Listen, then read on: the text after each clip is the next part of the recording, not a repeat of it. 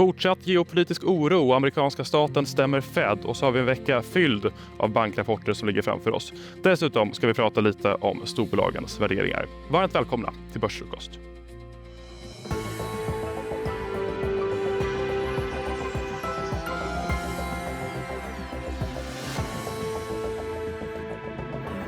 Ja, det är måndag den 12 januari och bredvid mig här i studion sitter EFNs Peter Hedlund. God morgon Peter. God morgon Noel.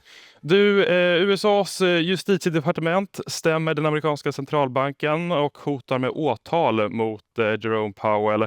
Vad är det som händer egentligen? Ja, bra fråga kan jag börja med att säga. Det rör ju den här utbyggnaden av Fed där de har haft lite olika planer och Fed. Tidigare sa ju Trump också att de har dragit över budget här och Powell påpekar att det faktiskt tillkommit en ny byggnad också. Men det är väl ännu ett i raden av Trumps medel för att pressa på Powell och sänka räntorna egentligen.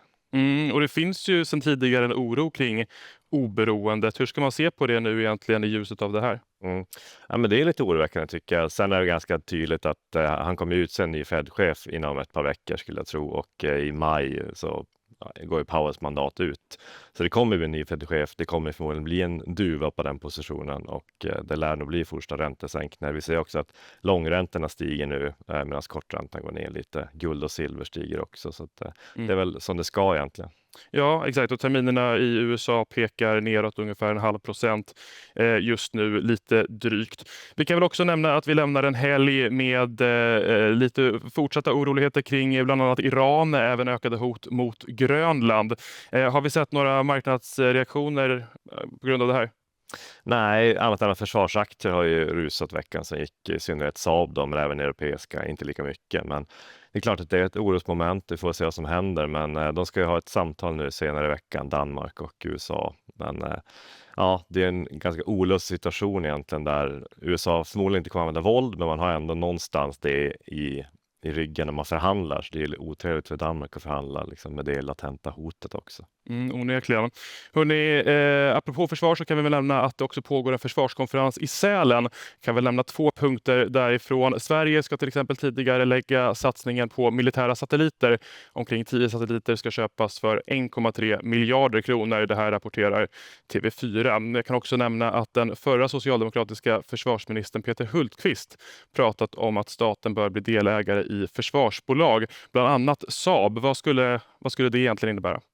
Jag kan tycka egentligen i grund och botten är ganska rimligt för det är väldigt politisk verksamhet. Det är alltid stödköp om ska man nu sälja Gripenplan till Brasilien, ska bygga en fabrik där, köpa någonting därifrån. Så någonstans är det ganska rimligt egentligen, men på de här nivåerna vill inte se att staten slösar pengar på att köpa in sig i Saab, för aktien är ju rejält övervärderad i min mening. Sen tror jag inte det kommer ske heller och jag tror inte Moderaterna var med på det här tåget heller. Intressant. Saab var ju upp hela 22% hela förra veckan. Intressant att se hur den utvecklar sig vid börsöppning idag. Vi kan väl också ta en titt på agendan för veckan. För efter en rätt lugn period så har vi en lite mer händelserik agenda den här veckan. Vi kan väl säga att rapportsäsongen smygstartar då IT-grossisten Dustin släpper siffror på onsdag. I övrigt så väntar många tunga amerikanska bankrapporter. Vad kommer du att hålla koll på, Peter? Ja, men amerikanska banken är intressanta, inte minst mot bakgrunden av att Trump, som de sa tidigare, det är osäkerhet med Trump i rodret, men nu sa jag också att kreditkortsräntan max ska vara 10% i ett år. Och det är klart att det är väl negativt för bank, kanske i synnerhet de här med nischbankerna eller Amex till exempel, eller möjligtvis Klarna om de ska omfattas också. För de har ju lite mer högriskutlåning, vilket även storbankerna har till viss del då. Men någonstans kan det sippra genom hela systemet och en kreditexpansion blir mindre där så kan det även nå storbankerna till exempel. Och sen är det alltid en konjunkturindikator att höra vad inte minst JP Morgan Chase och Jamie Dimon säger om framtiden. Ja, och precis som många svenska bankaktier så har en del amerikanska banker gått rätt starkt under fjolåret. Vad är det liksom din övergripande bild av sektorn just nu? Ska man äga bank nu? Som du säger, bank har ju gått bra. Svenska bankerna är på all time high egentligen allihop. Så det är klart att någonstans känns det som att det kanske är lite mättat. Sen är väl bank alltid ett rimligt inslag i en portfölj. Det balanserar ju ganska väl med övriga bolag i ekonomin. Men någonstans känns väl bank åtminstone rimligt för det att de inte är lite dyrt kanske efter uppgången.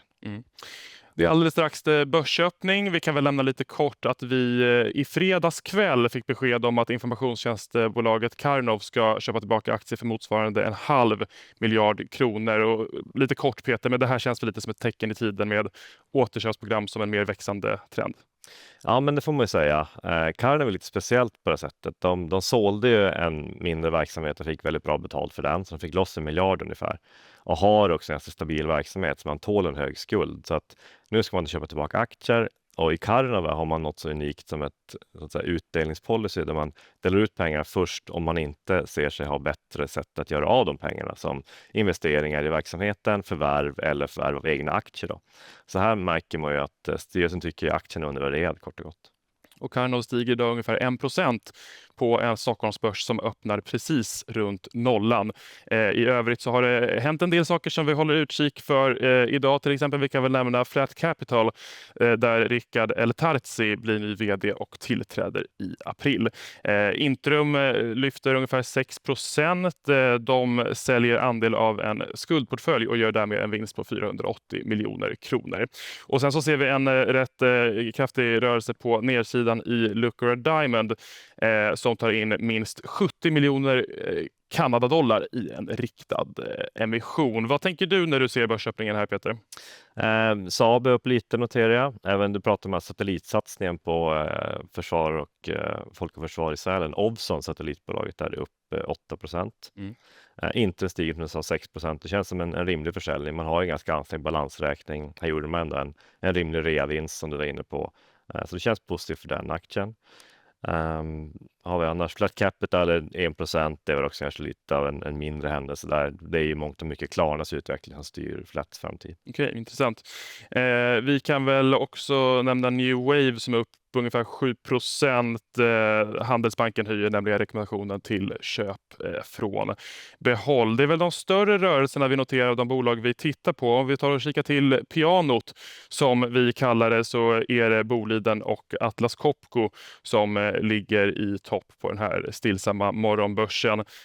AstraZeneca backar rätt så kraftigt, 1,5% ungefär. Är det någonting du noterar när det gäller storbolagen här? Jag såg något snabbt om en indexförändring som kan beröra AstraZeneca, men jag är inte säker på full dubbelkoll det sen. Men nej, Boliden såklart, metallpriser högre, Lundin Mining också upp. Så det är ganska rimligt. Apropå storbolag så kan vi väl prata lite om dem lite mer, för att vi närmar oss ju rapportsäsongen där flera av Stockholmsbörsens jättar ska visa korten. Det blir väl först i nästa vecka som vi får lite fler svenska bolag som släpper siffror. Men Peter, du har pratat om att värderingen för storbolagen är lite ansträngd. Vad är det du ser för någonting? Ja, men precis. Det är ungefär EV/EBIT 21 då på storbolagen om vi exkluderar banker och investmentbolag. Vinsterna ska väntas öka 14%. Så att det är ganska ansträngt. Samtidigt är det en stor dollarexponering här och dollarn är ner 18% mot kronan på ett år. Så det här kommer också slå igenom, där verkstadsbolagen missgynnas, men till exempel H&M kanske gynnas delvis när man köper in i Asien, vilket flera mindre bolag också gör. Så att jag tror egentligen att småbolagen kan ha lägre värderingar och lite bättre utsikter. Vi ska prata mer om det, men apropå det här med dollarn, du nämnde verkstadssektorn som kan få det tufft. Vilka bolag specifikt kan få det tuffast av de rörelser vi har sett på valutamarknaden? Vilka som exakt får det tuffast vågar jag inte uttala mig om. Men det är så att många av dem säljer ju i dollar, en stor andel. Det prissätts ju mycket så, metaller också. Så att det är klart att det kommer att visa sig. Och sen har du också kunder i så att säga, nästa led som också har kanske en exponering mot dollar, som gruvbolagen. Och du tar Sandvik till exempel, säljer gruvutrustning, eller Epiroc eller de bolagen. Men givet förväntningarna nu så förstår jag det som att du varnar då för att vi kan komma att se kraftiga kursfall på rapportdagarna här helt enkelt. Vi får se, alltså dollarnedgången och valutaexponeringen är ju välkänd, så det borde inte komma som en överraskning. Sen är det såklart vad man säger om framtiden. Men man ska också komma ihåg att tullarna har kanske inte spelat ut fullt ut. Jag tror att man måste ändå vara lite ödmjuk för att det kan fortsätta vara väldigt stökigt geopolitiskt kommande året, och en konjunkturåterhämtning, det ska man inte ta för givet i den utsträckningen som ligger i prognosen nu. Det är ju i alla fall en av de frågorna vi tar med oss in i rapportsäsongen. Jag tänkte lite kort kring det också, att OMXS30 handlas kring all time high. Alla bolag på OMXS30 handlas ju dock inte på all time high. Är det något bolag du lockas av där, eller kikar du mer på någon annan lista? Ja, det kan möjligtvis Essity kanske, eller något av de lite mer defensiva inslagen som kanske inte har den typen av värdering, som också delvis borde kunna gynnas av dollar. Men det, i Estis fall är det lite gungor och karuseller, där får man en del USA-exponering. Så här. Men jag tycker nog, som sagt, mindre bolagen. H&M kanske också en liten dollarvinnare på storlistan då, men det ser ändå halvdyrt ut kan jag tycka. Men mindre listor, helt klart, och där är det ju en bredd av bolag, så jag får återkomma mer specifikt till vilka vi kan lyfta fram där. Vi får se ifall det blir någon revansch på den fronten framåt. Jag kan väl nämna att Stockholmsbörsen fortsatt handlas kring nollan när den har varit öppen i lite drygt 5 minuter. Men med det så är det dags att avsluta Börsfrukost för idag. 11.45 drar vi som vanligt igång Börslunch. Och idag gästar Lars Söderfjell från Ålandsbanken och Tore Marken från Handelsbanken. Missa inte det. Tack så mycket så länge.